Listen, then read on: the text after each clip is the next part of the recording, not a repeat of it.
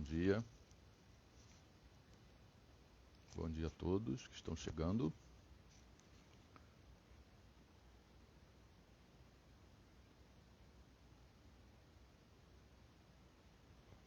Bom dia. Bom dia a todos. Bom dia. Vamos guardar aqui o nosso companheiro de empreitadas de lives fenomenológicas, querido Adriano, para a gente fazer mais um encontro aqui, tratando sobre temas, né? Sobre temas que a gente entende que são relevantes para a psicologia, para o nosso tempo, para o tempo que a gente vive, que não são tempos simples, não é? E sempre tentando aí estabelecer um diálogo com pensamento de base fenomenológica, né? que diz muito aí da nossa trajetória, não é? Então, hoje a gente pretende conversar um pouco sobre clínica. Pretendemos, inclusive, abrir aí um pouco mais até para a participação de vocês, com perguntas, né? E só aguardar aí mais um bocadinho para ele entrar. Mas a ideia é que a gente converse um pouco hoje. Está chegando aí o nosso amigo.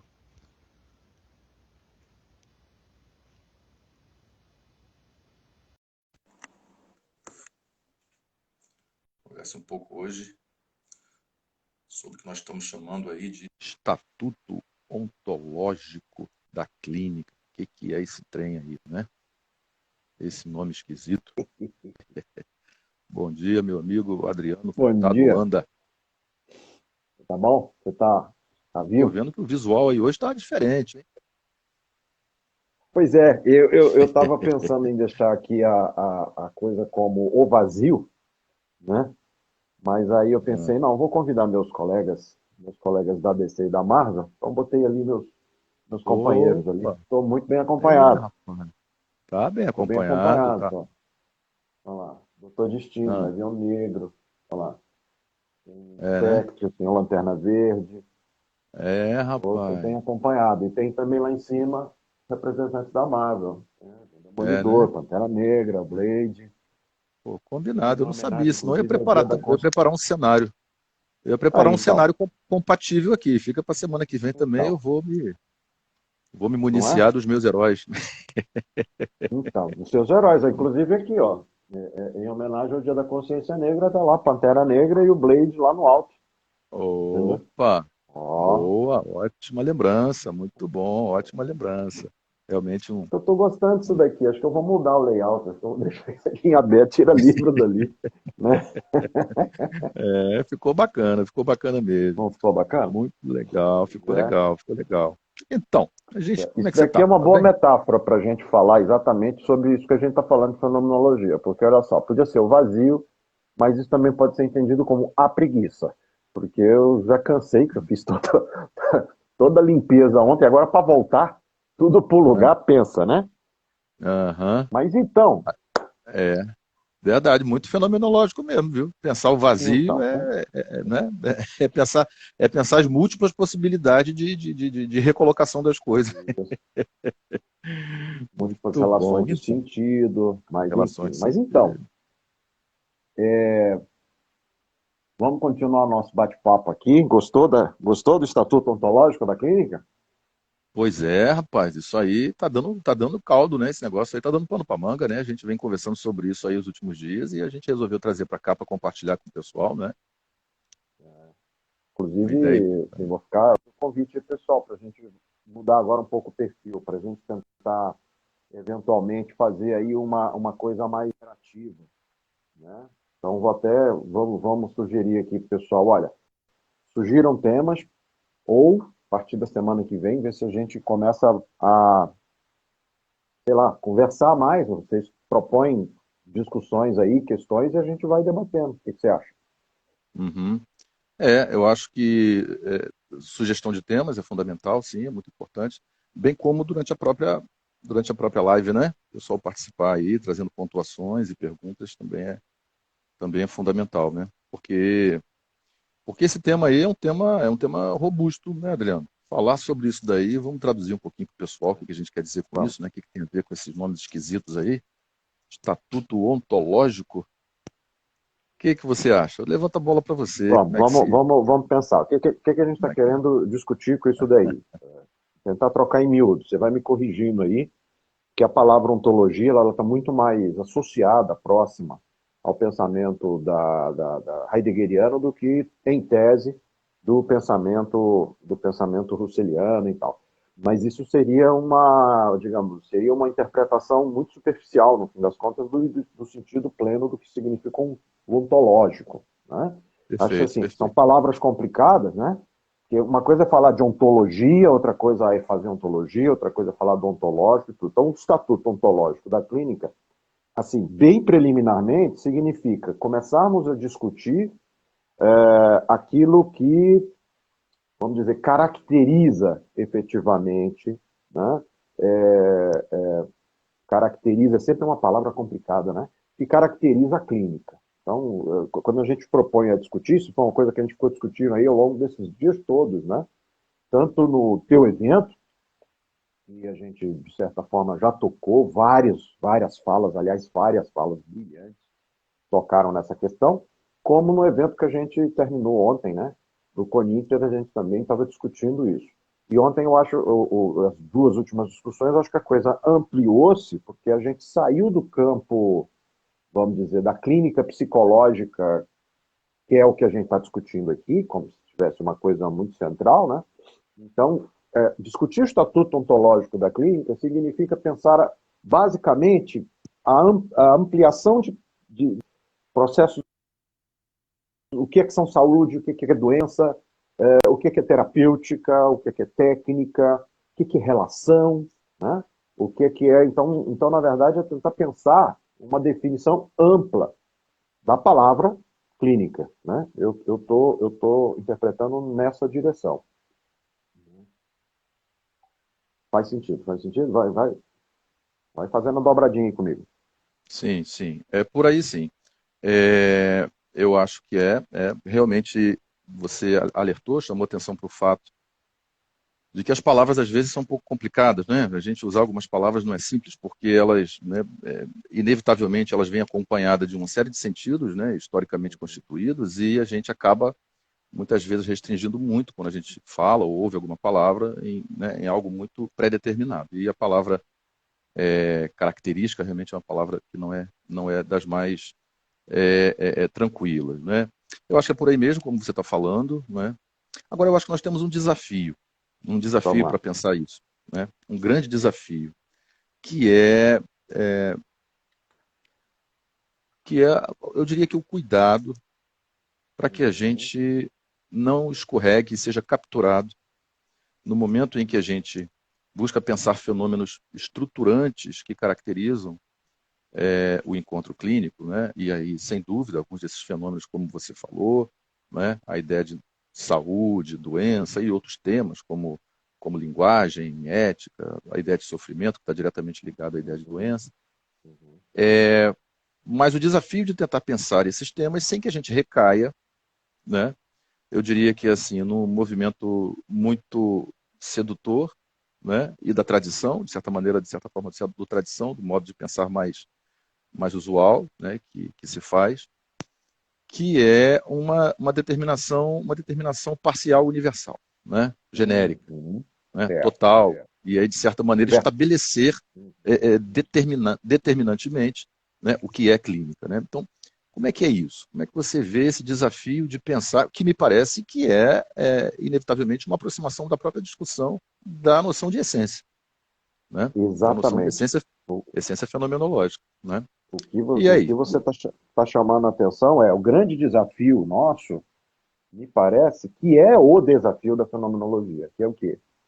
De certa maneira, é ir na contramão de qualquer tipo de universalização, de substancialização, de ordenamento, vamos dizer, vou usar a palavra físico, entre aspas, né? Objetivista, toda objetivação que está representado pela palavra naturalização, que o Husserl vai tentar apontar, né? Então, esse é o grande desafio, né? Sem dúvida, essa é a tarefa da fenomenologia, né? Estava discutindo agora há pouco, né, a ideia da intencionalidade, né? A tarefa da intencionalidade, na verdade, a tarefa da redução é a tarefa de, vamos dizer, da desconstituição desses processos de naturalização, que, aí vem o segundo desafio, de certa forma, são processos, agora, de novo, entre aspas, naturais da nossa reflexão, né? Poderíamos estar discutindo, por exemplo, se isso é pré-determinado pela nossa reflexão, ou seja, se nossos modelos reflexivos são constituídos na direção dessa uniformização, dessa generalização, ou não, né? Aí a gente estaria, eventualmente, fazendo aí uma discussão epistemológica sobre a constituição da própria racionalidade do saber ocidental, né? Mas esses são os dois grandes desafios. O segundo desafio que eu estou propondo, que é uma certa naturalização, ele nos imputa a necessidade de também nos reconhecermos, agora na condição de clínicos, na condição de profissionais, na condição de técnicos, de nos reconhecermos como pragmáticos.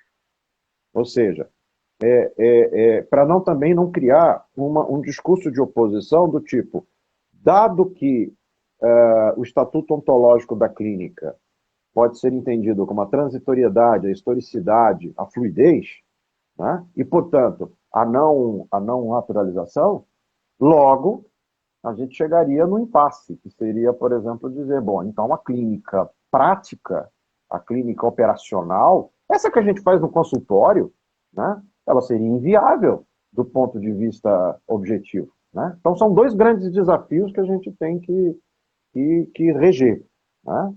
Mas sim, o primeiro grande desafio é exatamente isso. Ó, fenomenologia, né? Aliás, uma fala do seu amigo Casanova aí no seu congresso, brilhante, foi exatamente nessa direção. Olha, fenomenologia é exatamente a condição de reflexão que me obriga necessariamente a não substancializar, a reconhecer a transitoriedade como constitutiva do existir, né? E, portanto, a fenomenologia ela já nasce com a tarefa de ir contra qualquer tipo de naturalização e qualquer tipo de ordenamento geral, né? Esse é o grande desafio. E eu diria, eu acho que é o grande problema que a imensa maioria dos colegas não conseguiu compreender do que o Russell tentou dizer, né? E que, como eu fiz questão de frisar agora, voltamos às aulas recentemente, estava na introdução, estava frisando assim, na história do Russell, né? E assim, ele passou a vida inteira dizendo, olha, gente, eu vou escrever e reescrever uma introdução à fenomenologia que parece que vocês ainda não entenderam o que eu estou tentando dizer. O que eu estou tentando dizer não é para encaixar numa caixinha já pronta, não. Pelo contrário, o que eu estou tentando dizer é para a gente mudar um pouco, radicalmente, a direção da reflexão. E a sensação que eu tenho é que ele morreu com a clara sensação que o povo não tinha entendido, e a sensação que eu tenho é que a gente realmente não entendeu ainda, né? 100 anos depois da fenomenologia, né? Nada que 20 anos de trabalho a gente não consiga chegar lá. Mas esse é o grande desafio da fenomenologia. Concorda comigo? Concordo, e a gente segue nessa tarefa, né? Dando seguimento aí a essa labuta de tentar chegar o mais próximo possível do que ele queria dizer, né? É, eu queria voltar aqui num ponto que você falou, Adriano, que me parece importante. Me parece muito importante porque, como você bem disse, é inalienável um caráter pragmático da existência, um caráter, um caráter objetivo, né? E o lugar da clínica não está fora disso, né? A clínica não está fora desse contexto do qual, né, há um conjunto de ações, de fazeres, de pensares, né, de lida com né, com situações e contextos assim os mais diversos e que tem o seu enraizamento concreto, na vida concreta, né, no acontecimento diário, né, na vida das pessoas. Então, se a gente considera isso, né, um caráter pragmático, né, da clínica, inevitavelmente a gente não pode se desviar disso, né? O caráter técnico, portanto, também, né? E aí eu acho que é um ponto importante. É um ponto importante. É, porque eu acho que a gente acaba chegando de novo numa espécie de. E aí a gente retorna, e aí, como você falou, realmente esse é um movimento do pensamento que caracteriza a empreitada muito, muito do pensamento heideggeriano, né? Que é pensar a ontologia. E, nesse Uhum. caso, né, também pensar a ontologia da técnica, a ontologia do pragmático. Em outras palavras, o que eu estou querendo dizer é o seguinte: você pode, né, ter diferentes modos, não só de lidar com o caráter técnico e pragmático, mas diferentes tecnicidades e pragmatismo que não necessariamente se restringem a perfis que a gente entende que são muito usuais. Do que eu estou falando? Se a gente vai tentar pensar nas intervenções práticas, pragmáticas, técnicas, que, em certa medida, elas pré-existem, são pré-concebidas, né, em relação a um determinado contexto de significância, a um determinado encontro, a uma determinada situação, ou seja, o que a gente poderia chamar de uma espécie de caráter de generalidade do fazer, tudo bem? E aí eu estou chamando isso, portanto, de tocando aí num aspecto que eu chamo de ontológico, de sentido de ser universal, né? Que de certa maneira concebe a possibilidade e trabalha com essa possibilidade, né? Mesmo que de maneira muito velada, muito tácita, de possibilidade de universalização patológica, né? Ou seja,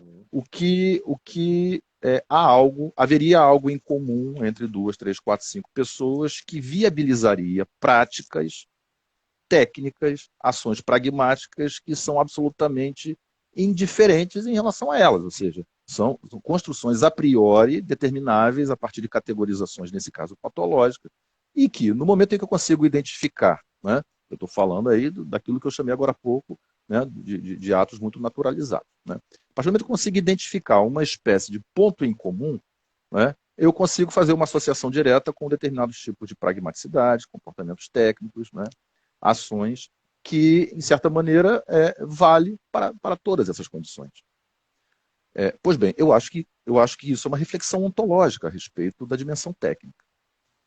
Entende? Então é nesse sentido que eu acho que a ontologia ela oferece, sim, uma possibilidade de reflexão bem a miúde disso, que não se esgota no ser ou não ser técnico. Entende? Uhum. Mas é isso que eu estou chamando de uma espécie de caráter ontológico desse pragmatismo, que Uhum. difere em muito, que difere em muito, de uma outra possibilidade, que de certa forma, conceberia, né, de certa forma, uma espécie de possibilidade de emergir, emersão, de aparecimento, de anunciação, né, de clarificação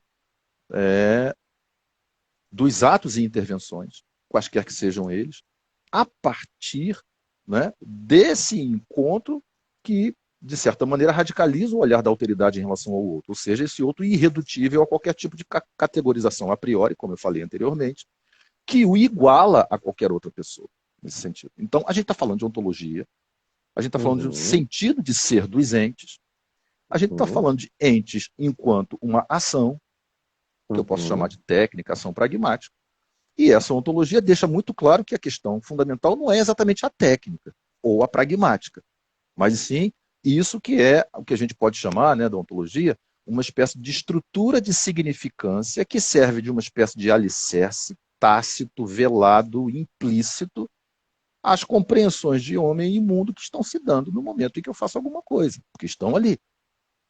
Só que não aparecem, na maior parte das vezes, como eu falei, isso está na ordem do tácito, do implícito, né? E do velado. Pois bem, eu acho que a gente não pode passar por isso. Pensar ontologia é pensar na clínica, entendeu? Esse lugar, né, o modo de ocupação desse lugar e em que medida ele se faz valer desses aspectos a priorísticos. Aí sim, isso vai fazer uma grande diferenciação, creio eu, entre os modos de lida com a técnica. Né? Ou seja, uma espécie de redutibilidade em maior ou menor grau desse profissional a um técnico ou de uma espécie de devir técnico que se anuncia, né, nas possibilidades de momento, que me parece que tem muito valor, isso que eu chamei agora há pouco de uma potencialização, de uma valorização da legitimidade do encontro na alteridade que se anuncia do outro. Conseguiu? Como é que consegui me fazer claro? O que você acha? Não, perfeito, perfeito. Vou pegar o gancho dessa tua ótima definição da ontologia como sentido de ser dos entes. Quer dizer, o que a gente discute aqui, no fim das contas, né? Então vou juntar com aquela minha primeira tentativa de definição como aquilo que caracteriza, né? Quando você fala de ontologia como sentido do ser dos entes, e aplica isso para a clínica, inevitavelmente você está chamando a atenção, por exemplo, para discutir o caráter de tecnicidade da técnica, o caráter histórico e situacional da técnica, que coloca a técnica, inevitavelmente, associada ao caráter ontológico do que é o patológico, que é o que normalmente caracteriza, que a gente chama de clínica psicológica, psicopatológica, né? Ou seja, o que você está chamando a atenção, e que é importante para a gente deixar claro, é que há uma total e inalienável conexão entre esses conceitos que não podem ser discutidos independentemente um do outro. Então não se trata, vamos pegar o exemplo mais básico, não se trata simplesmente de definir a clínica a partir de um questionamento a respeito ou da alienação ou da abdicação de um conceito de patológico. Do tipo, nós somos, por exemplo, o discurso clássico dos psicólogos, somos contra a patologização, contra a medicalização, contra tudo mais. Assim. Ok, mas então sobre o que a clínica se alicerça, se não for em torno da possibilidade de diferenciação dos modos de apresentação do sujeito no mundo, que a gente pode categorizar como comportamento, linguagem, processo de consciência ou até mesmo sofrimento. Né? Se a gente não discutir isso, ou seja, então se eu volto lá no exemplo, se eu vou para o discurso tradicional, somos contra a patologização, portanto não vamos ter patologização, isso significa dizer que muito provavelmente a clínica estaria associada, por exemplo, a uma estética, a uma poética. Se ela está associada a uma estética, a uma poética, então também não faz nenhum sentido qualquer tipo de discussão que nos diferenciaria, por exemplo, da meditação, do cinema, da literatura ou do coaching. Né? Então, assim, quando você diz que a ontologia aqui vai ser definida como o sentido do ser dos entes, nós estamos indo radicalmente ao fundo da possibilidade de compreensão do que significam estes significantes, que a gente está chamando aqui como objetos puros, vamos dizer assim, uma clínica, uma técnica, uma patologia, né? Ou seja, nós estamos dizendo que o estatuto ontológico da clínica pressupõe necessariamente uma compreensibilidade ampla, historicamente situada, do que significa isso que a gente está chamando de clínica. Por isso que, por exemplo, estávamos anteontem, discutindo com vários profissionais de outras áreas, que foi o mais rico de tudo, né? E de repente a gente chega aqui, estamos discutindo clínica, a partir, com o médico, por exemplo, a partir da história da construção, da representação do agente de saúde. Né? Lembrando aqui na nossa discussão lá com o seu doutorando Renato, sobre a história da medicina. E aí vamos lá para o Egito Antigo, e reconhecemos lá no Egito Antigo uma posição central. Eu acredito que até a gente já chegou a citar isso aqui em alguma das primeiras lives, se eu não estou muito enganado, mas eu ia comentar lá e não acabei não comentando, comento agora. Um dos livros que mais me impacta e que mais me ajuda a pensar a posição do clínico como profissional, como agente, curiosamente, é um livro de um egiptologista chamado Christian Jacques, que é um dos grandes autoridades de egiptologia. Aliás, ele que escreveu aquela trilogia, um romance muito divertido, chamado Ramsés, que fez sucesso algumas décadas atrás, né?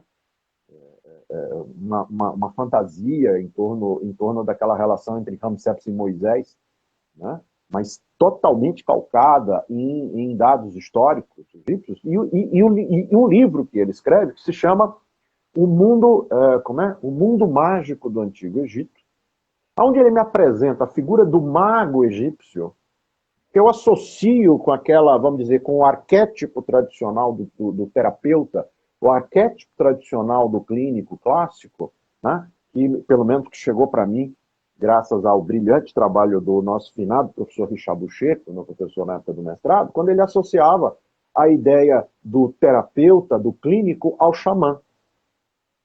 Quer dizer, fazer essa ponte histórica, fazer essa ponte retórica, significa questionar o estatuto ontológico da clínica, significa se colocar em posição histórica e pensar, por exemplo, que nós estamos aqui falando de clínica, que é o significante que tem uma historicidade muito particular. Né?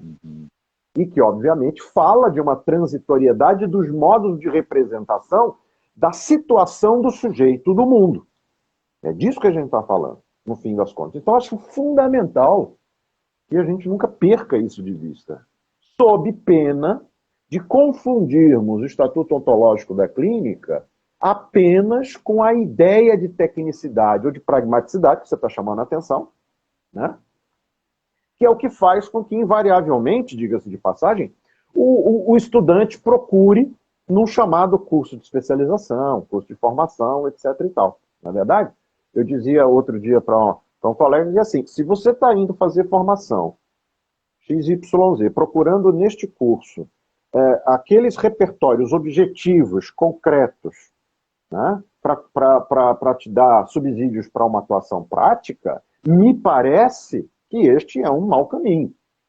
Porque você não está se percebendo que está se colocando na condição única e exclusivamente do técnico irrefletido, acéfalo, que vai simplesmente reproduzir um determinado modelo. Com isso, não estou dizendo que a reprodução técnica ou ação técnica seja desprovida de significado, de sentido. Muito pelo contrário. Esse era o segundo desafio.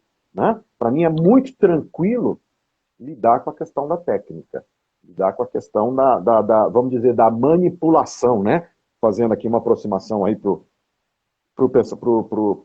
Heidegger, né? Na manufatura. Né? Não sei se viajei demais agora. Não, não, pelo contrário, pelo contrário. Eu acho que tem dois pontos que você falou, inclusive eu vou voltar pelo final. Vou começar pelo final. A primeira é a ideia de reprodução, né, que você acabou de trazer e que realmente permite a gente pensar nessa histórica crítica que o Heidegger vai fazer da relação que se estabelece, da relação mediana histórica que se estabelece com a técnica, né?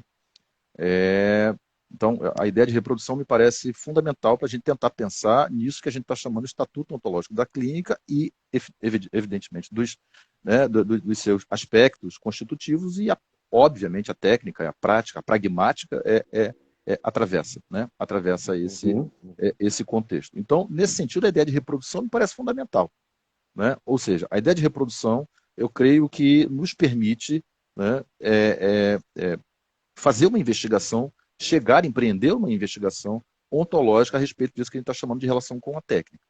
Né? Por quê? Porque a reprodução é um fenômeno que está calcado numa espécie de esvaziamento da potência, né, do encontro. Entende? Reprodução é algo que se dá de modo... É um fenômeno que se caracteriza por uma espécie de uma repetição da ordem generalista, da ordem do mecânico, né? Reprodução, em geral, carrega consigo uma certa perspectiva asséptica, uma certa asepsia relacional, porque existe uma historicidade ali. Aí pronto, chegamos na ponte que você falou, que é o segundo elemento que eu acho que é fundamental. Ou seja, um fazer relativamente asséptico que condensa, consolida uma historicidade de modo natural, de modo único e de modo universal. Tá? Então, penso que a ideia de reprodução é fundamental, ou seja, do que a gente está falando? A gente está falando, pensar o estatuto ontológico da técnica, da clínica e dos fenômenos que a ela perpassam, e nesse caso da técnica, da sua dimensão pragmática, não tem como não nos aproximar de qual é a relação com esse fazer. Né? Qual é a relação que nós estabelecemos com esse, qual é a relação de sentido que se estabelece com esse fazer. E aqui a gente está numa relação muito específica, né? Nesse momento, tocando numa relação muito específica, que é uma relação generalista universal, da ordem da reprodução. Né? Então, me parece que tem alguns pontos, alguns termos que são fundamentais e que vão, sim, nos permitir né, eu diria que esse mergulho mais a fundo numa reflexão ontológica, porque tudo que está na ordem da reprodução, né, de certa forma, se caracteriza por uma certa relação mais asséptica. Né? Ou seja, disso que a gente vai chamar de uma certa destituição da legitimidade, né, e da intensidade, da alteridade do encontro, né, do momento, né, do aqui e agora. Né? Tudo que está na ordem da reprodução, de certa forma, é uma espécie de uma repetição, é uma espécie de uma objetificação que me coloca num lugar de conforto de uma técnica garantida, de um fazer que, inequivocamente, ele diz dessa e de outras situações, né? Desse contexto e de outros, dessa pessoa e de outras. Né? Então, me parece que essa ideia de reprodução é fundamental aí. E o outro ponto, como eu já toquei anteriormente, que você falou, que é a questão da ponte histórica. Né? Porque isso vai chegar, né? Isso vai tocar lá num aspecto fundamental da fenomenologia, né? que é a base da compreensão da intencionalidade fenomenológica com Husserl, que é o nosso caráter histórico, né? Seres históricos, que é a base de uma compreensão, né, hermenêutica da fenomenologia heideggeriana, que é a afirmação também dessa historicidade. Né? Mas em que medida, aí voltemos à imersão ontológica, né? Em que medida a nossa relação com essa historicidade, de certa forma, destitui, né, uma criticidade mínima que nos abre para essa experiência do encontro, para o aqui e agora. Né? Ou seja, para isso que é algo que inelutavelmente está em curso, que é a nossa historicidade acontecendo o tempo todo, o caráter da impermanência do existir humano e de todos nós, né? O caráter do ser aí, né, da fenomenologia hermenêutica, né, mas que, de certa maneira, ele meio que é vivenciado não raramente numa dimensão meio que restritora, meio que sabotadora, meio que, entende? Assim, meio que negadora disso a partir dessas experiências, né, mais reprodutivistas, vamos dizer assim. Então, eu acho que a ponte é fundamental porque, em última instância, enquanto seres históricos, nós estamos falando de uma afirmação histórica. Nós estamos falando de uma historicidade o tempo todo. Né? A intencionalidade fenomenológica é aquilo que realmente é levado às últimas consequências, né? Vai nos trazer uma inelutável relação com o mundo, que é correlacional, né? Com as coisas, com o mundo à nossa volta, com o que nós vemos, experienciamos, atravessada por essa historicidade, né? Atravessada por nós. Né? E aí sim, me parece que, né, a fertilidade da reflexão ontológica é justamente a relação que se estabelece no primeiro momento com uma conscientização muito clara de que somos o tempo todo seres históricos, e em segunda medida, em que medida e de que forma a nossa relação, né, com esses, aí sim, né, com esses sentidos historicamente constituídos, né, com essas teias de significância histórica que constituem, né, o nosso passado, a nossa cultura, a nossa sociedade, se reafirmam de maneira relativamente tácita, naturalizada e universal, numa espécie de esvaziamento, numa espécie de depreciação, numa espécie de, como eu falei, uma relação mais asséptica em relação a esse aqui agora vivencial. Né? O que você acha? Reprodução e ponto.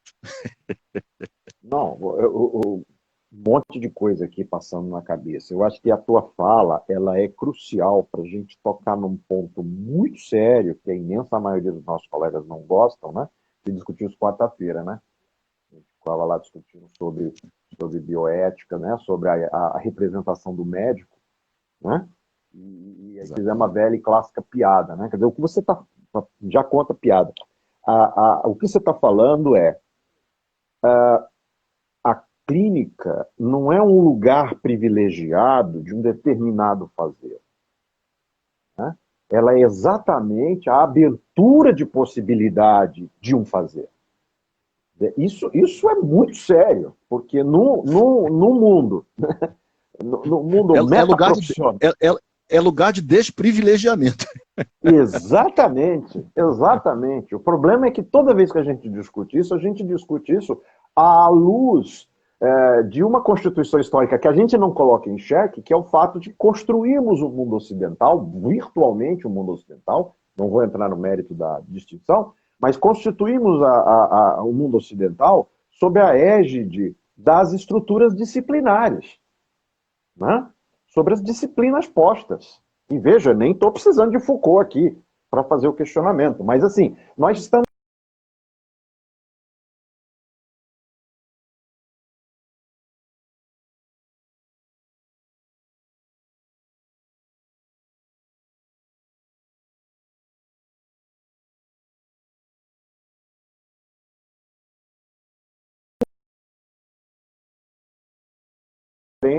de um lugar privilegiado XYZ. Então, em outras palavras, traduzindo em miúdos, nós sempre estamos falando de clínica a partir do lugar do psicólogo, por exemplo. Né? Então, vamos pegar a discussão que é sempre difícil de ser feita, né? Mas eu estou, para ser coerente, eu estou defendendo abertamente a contradição, que é o fato assim, vamos defender, né, invariavelmente aparece isso, vamos defender que a psicoterapia deve ser um fazer específico do psicólogo, né, privativo do psicólogo. Né? Aí eu vou levantar a mão para você, não, por vários aspectos. Pelo aspecto histórico, pelos aspectos conceituais, pelos aspectos, enfim. Não. Quer dizer, independentemente, né? Isso aí é defesa de reserva de mercado. Defesa de reserva de mercado, tudo bem, tranquilo. Cada um tem todo o direito de defender. Minha questão não é de reserva de mercado, minha questão é exatamente de constituição ontológica deste lugar de fazer. Né? Por que não se pode defender? Por que é indefensável a psicoterapia como estatuto pragmático? Ou, aí vem a piada, né? De dizer, não, o lugar do psicólogo, diferentemente do lugar do médico, é o lugar de uma escuta privilegiada, né? Não foi essa que a gente falou? É o lugar como é que não era escuta, como era a expressão? Escuta, acho que era, não é escuta privilegiada, era outra expressão, né? Tem algumas aí, né? Escuta qualificada. Escuta qualificada, escuta suspensa, tem algumas coisas. Não, mas escuta qualificada é assim, peraí, como assim escuta qualificada? Qualquer ato é qualificado. Né? A questão é discutir qual é a qualificação que está caracterizando esse ato. Né? Não, mas a nossa é uma escuta diferenciada. Bom, diferenciada já é efetivamente um outro lugar. Então por que a gente não está defendendo isso? Por que não é a defesa de um lugar privilegiado de um determinado fazer? Porque ao se procurar a fonte da radicalidade, da essência, outra palavra complicadíssima, da clínica, né? E aí você chama muito bem a atenção, nós invariavelmente nos deparamos com o tal do encontro, o tal da relação, tal do aqui e agora. Ou se preferirem, né, no original, o ich et nunc, né, que é aquela construção operacional que é dada naquele determinado momento. E que exatamente por ser constitutivo historicamente, por ser a abertura para a possibilidade do encontro, transcende a técnica. É o que faz com que, invariavelmente, a gente faça, por exemplo, análise de caso ou conte um determinado caso, aonde todo o desdobramento da clínica se deu para além da técnica. Né? Para além da técnica. A gestalterapia, por exemplo, tem no seu bojo uma estrutura conceitual que ajudaria muito a gente a discutir isso, mas que eu tenho certeza absoluta que a imensa maioria do gestalterapeuta entendeu, que é a distinção entre técnica e experimento, por exemplo. Quer dizer, né, aí eu sempre gosto de lembrar aquela minha paciente que ficou 2 anos comigo em terapia e toda sessão ela trazia um livro, um filósofo, uma viagem, um cinema, um filme, alguma coisa que ela fez. Depois de 30, 40 minutos contando aquilo tudo, ainda soltava aquela pérola. Puxa vida, eu estou aqui falando de tudo e não estou falando de mim. Né? E eu olhava para a cara dela e ria. Oi? Como assim você não está falando de você quando você está discutindo comigo o livro que você está lendo? Como que você não está falando de você quando você está discutindo o filme que você assistiu ou a viagem que você escolheu e que você vivenciou? Percebe? Então, o Estatuto da Clínica, ele é historicamente transcendente porque ele não pode ser, de maneira alguma, associado à técnica. Por isso que a ideia de privatização disciplinar, né, é um falseamento da realidade, é um encapsulamento, é uma naturalização da realidade e, obviamente, uma superficialização desse próprio fazer. Então, eu acho que isso é fundamental o que você está falando. Né? Então, quando você fala da reprodução como fenômeno do esvaziamento do encontro, né, isso aí é um tapa com luva de pelica, ou se preferir, um chute no fígado, né, na nossa pretensão de uniformização de um determinado fazer e na nossa pretensão de tomar na nossa mão, no nosso espírito de vaidade, a totalidade da interpretação e da compreensão do fenômeno humano, ou do sofrimento humano. Isso é fundamental. A gente precisa escrever esse negócio, hein? É verdade. E esse papo vai longe. Porque tem muitas coisas envolvidas nisso que você falou. Acho que você traz essa questão dessa égide, né, da estruturação disciplinar, que é muito forte. Penso que isso é debitário, né? Ou seja, isso advém de compreensões mais originais, anteriores em relação a modo de concepção de homem, né? Uhum. E um deles, e sem dúvida um deles, é nessa fragmentação em, de certa forma, instâncias ou partes cujas especificidades delimitam um objeto de conhecimento específico e um técnico específico. Né? Então a gente está falando de compreensão de homem, a gente está falando Sim. de uma espécie, né? De uma espécie de. É como se fosse essa multidimensionalidade redutível a dimensões ou campos, vamos dizer assim, né? Claramente separáveis, com especificidades inequivocamente próprias e, nesse sentido, que demandam e que carecem especialistas, né, específicos para cada um. A gente está falando disso. Então, assim, Sim. né, esse mergulho ontológico, na verdade, como a gente falou no início, isso não tem como não ser debitário de uma compreensão de homem histórica. Né? Então, Uhum. essa estruturação disciplinar que você falou, a própria ideia de privilégio, a própria ideia como lugar privilegiado, né?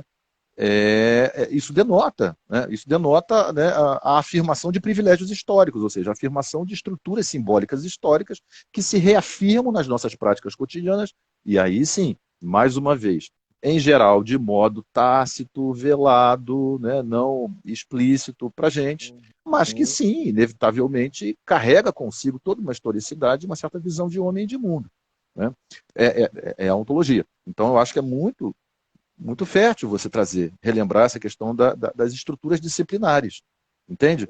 E também quando você fala sobre a diferenciação entre técnica, né, e experimento, experienciação técnica e experimento, eu acho que é justamente isso, né? Eu acho que de certa forma, há uma possibilidade de relação, né, aí que pode não se reduzir a esse apelo histórico que, de certa maneira, a gente tende a reafirmar, evidentemente não se reafirma esses apelos e essas construções históricas de modo incompreensivo, ao contrário, é de modo altamente compreensivo, né, porque isso legitima lugares, como você falou, reserva de mercado, isso legitima, né, uma série de coisas.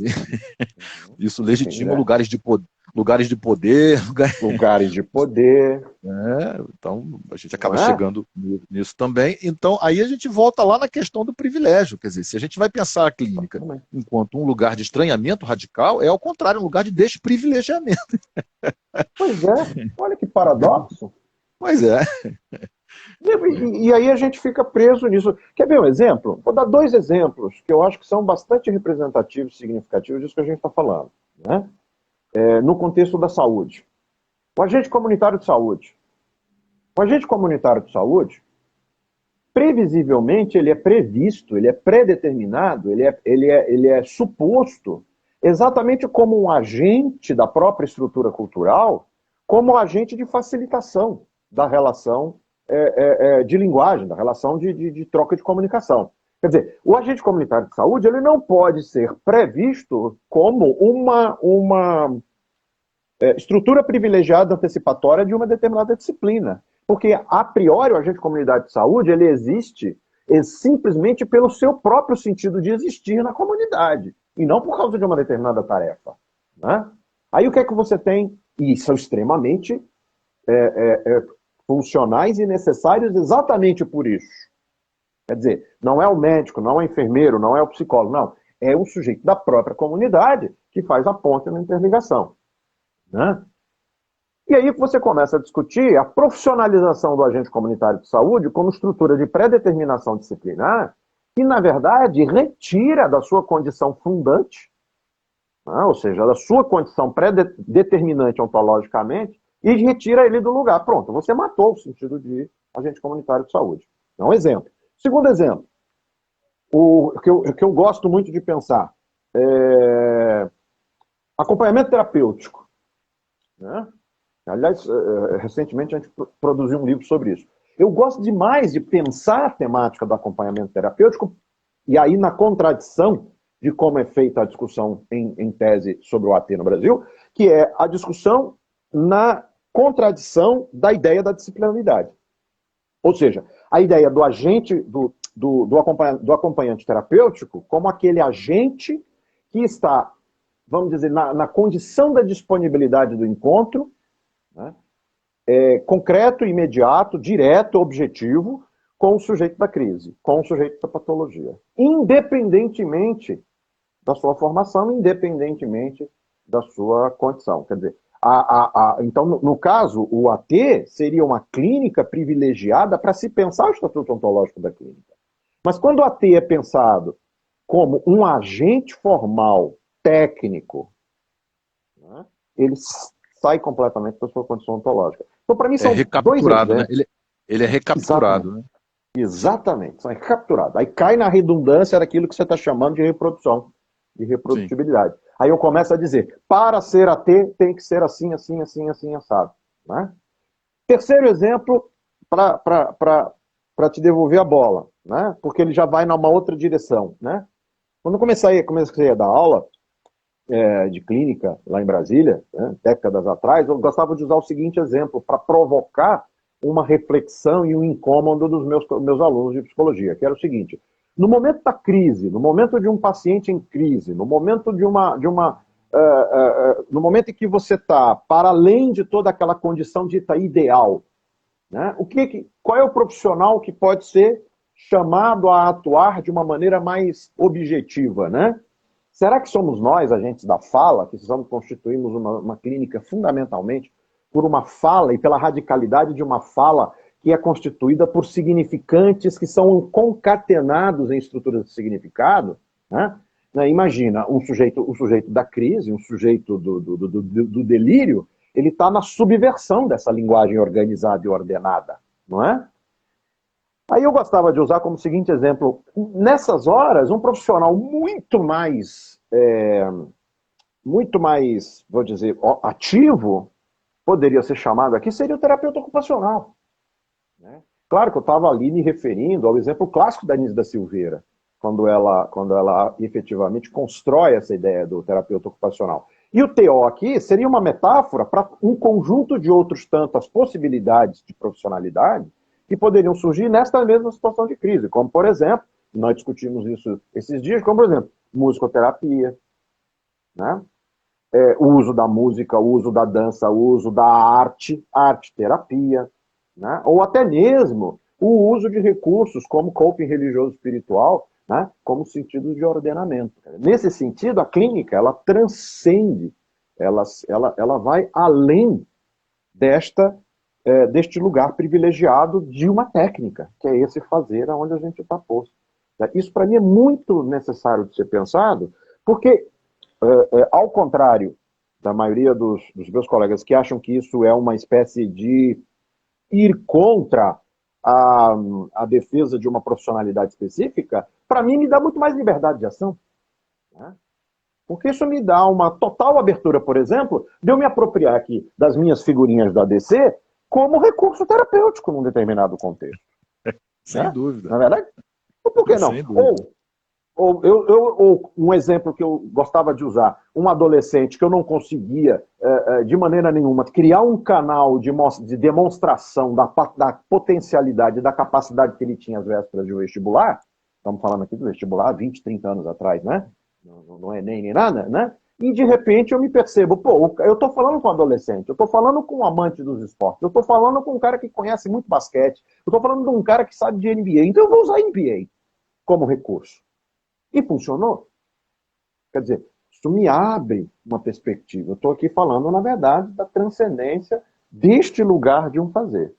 Né? Viajei de novo? Não, de maneira nenhuma. A gente deu 2 voltas na Via Láctea aí, mas eu acho que ainda dá para voar mais um pouquinho.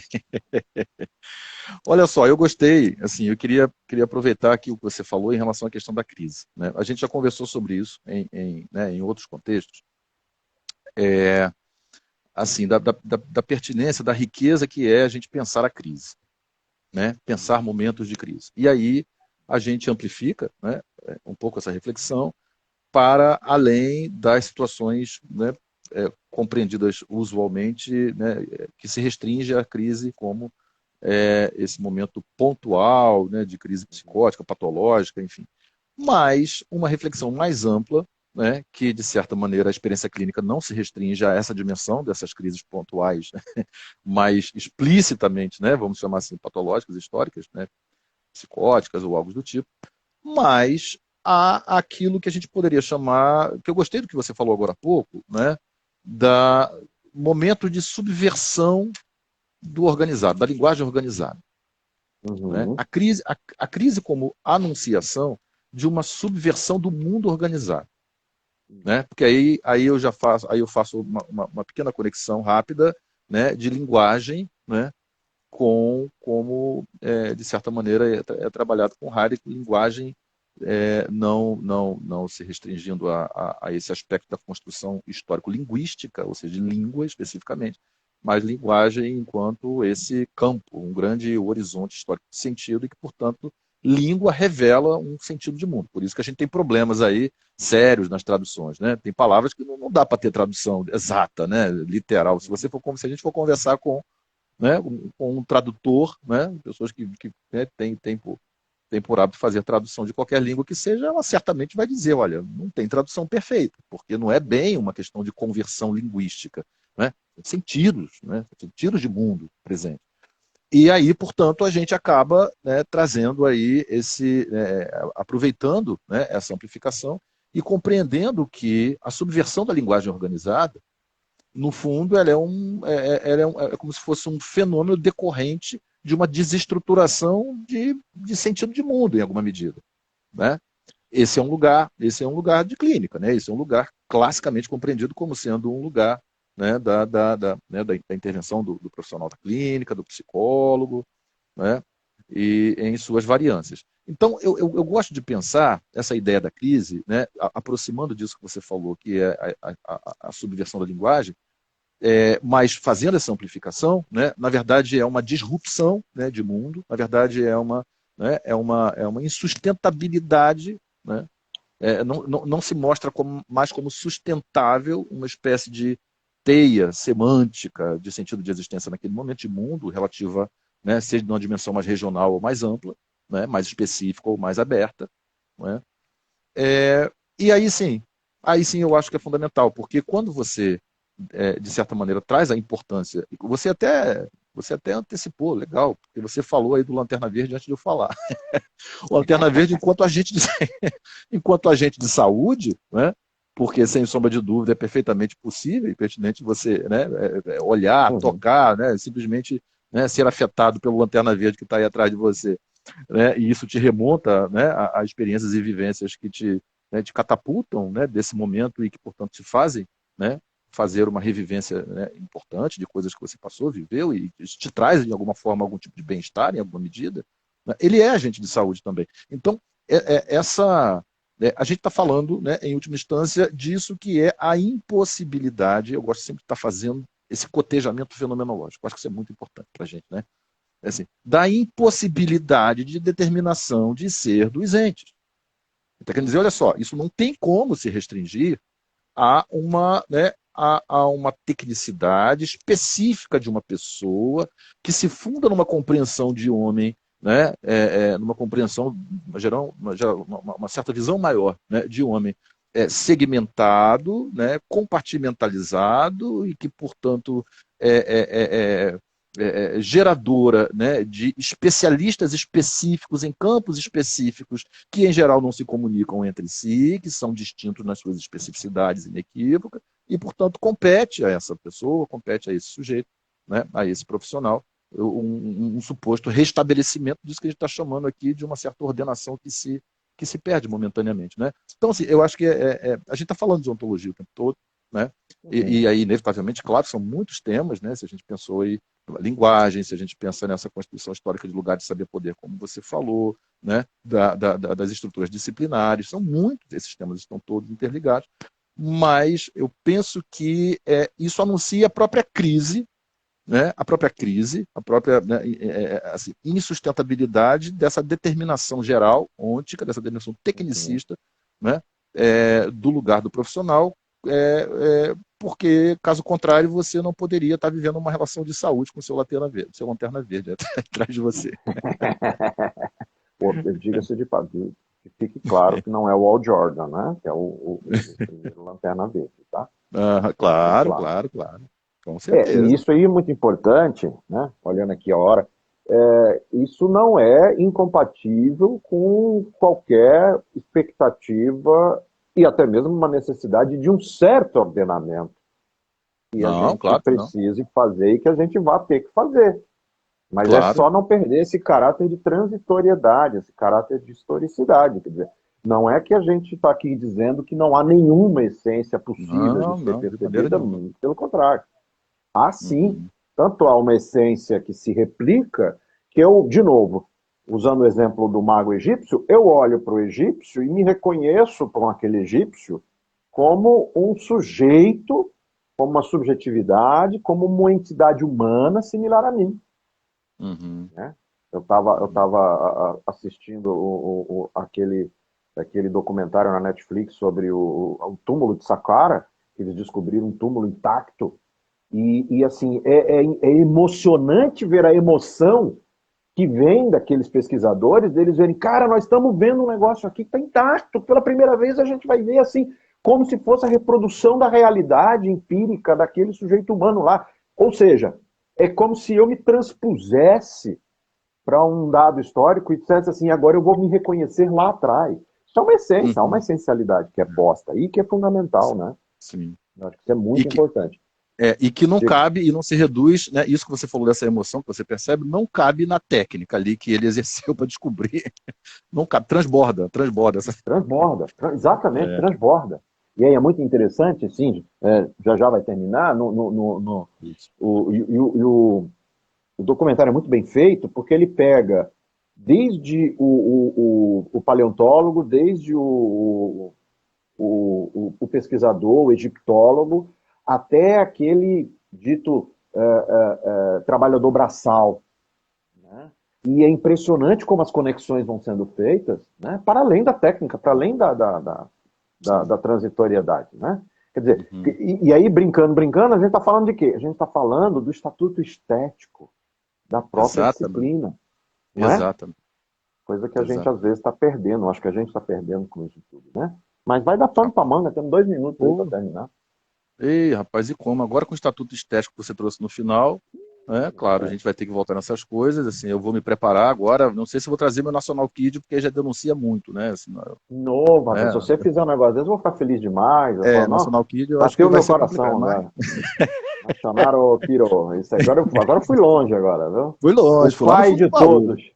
O pai de todos, entendeu? Pai de todos. Mas a gente volta nesse tópico aí semana que vem, porque eu acho que realmente isso é pano para manga, né, Adriano? Mas, fundamentalmente, que a gente nunca está falando de um processo, né, polarizado, depreciativo, e sim da amplificação daquilo que não cabe nas reduções históricas, né? Eu acho que é fundamental demarcar isso. Legal, meu amigo. Vamos convidar o pessoal para sexta-feira que vem, ficar mais próximo, botar aí, vamos ver se a gente interage mais, ver se o pessoal propõe temas, propõe discussões, pode colocar aqui no chat, aí vai ficar cada um responsável, vamos ver se a gente interage mais.